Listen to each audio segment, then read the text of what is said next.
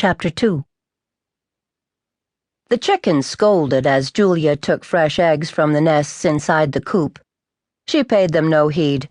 The sound was as familiar to her ears as the sight of the sun rising in the east each morning was to her eyes.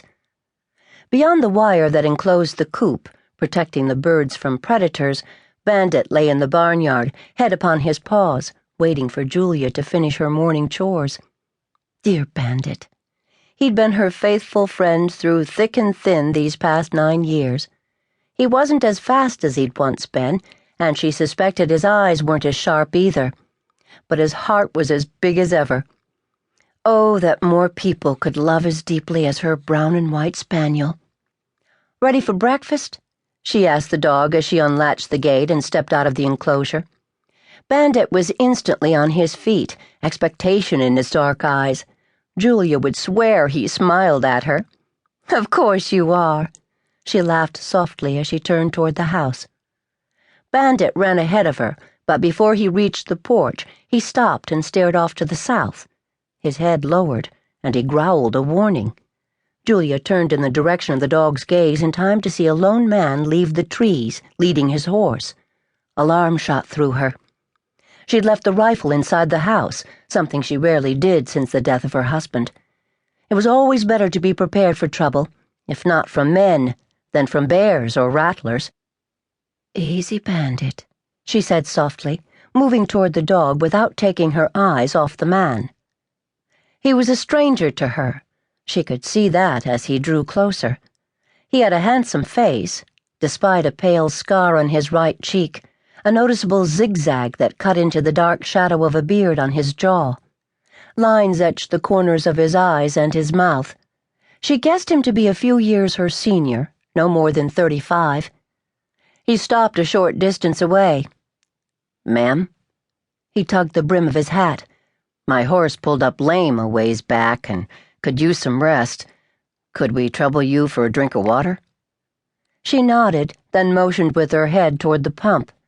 "Help yourself." Bandit sat and continued to watch the man while his mistress carried the basket of eggs into the house. On her way back to the porch, Julia picked up her rifle and moved it to a spot just outside the door.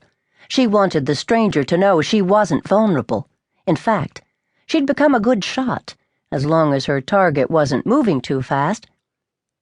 After the man, now hatless, slaked his thirst from the stream flowing out of the spout, he filled his canteen and then splashed water on his face and the back of his neck. He finished by slicking his thick dark hair with both hands as he straightened, his gaze moving toward the house. "I'm obliged." Motioning to the horse drinking from the trough, he added, "Both of us are." She nodded. "How far am I from the nearest town?" "A couple hours' ride. Less if you push your horse." The man squinted toward the west. "Can't push him. Guess it'll take longer." He looked hungry. Not that his stomach was any of her concern. "You wouldn't be looking for a hired hand, would you?" She didn't answer. "Temporary, just until my horse heals up?" The stranger picked up his hat and set it over his dampened hair. Julia didn't want anyone to work for her. Couldn't afford to hire a hand for one thing. Liked her solitude for another. Still, the fellow did look hungry, and his horse was favoring his left foreleg. Against her better judgment, she said, "I reckon I might need a few things done around the place. Until your horse is healed. Can't pay you anything, but you'll have plenty to eat while you're here."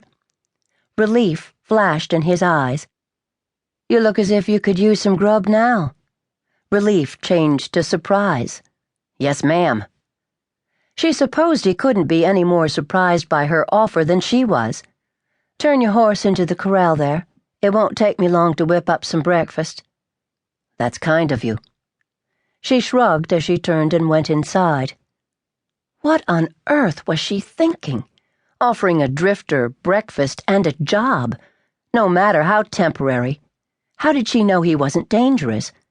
It wasn't as if Sage Hen was on a well-traveled road. It was a good piece off the beaten path. What was he doing in these parts?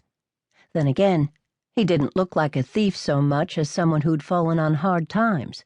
From the look of his shaggy hair, he hadn't been near a barber in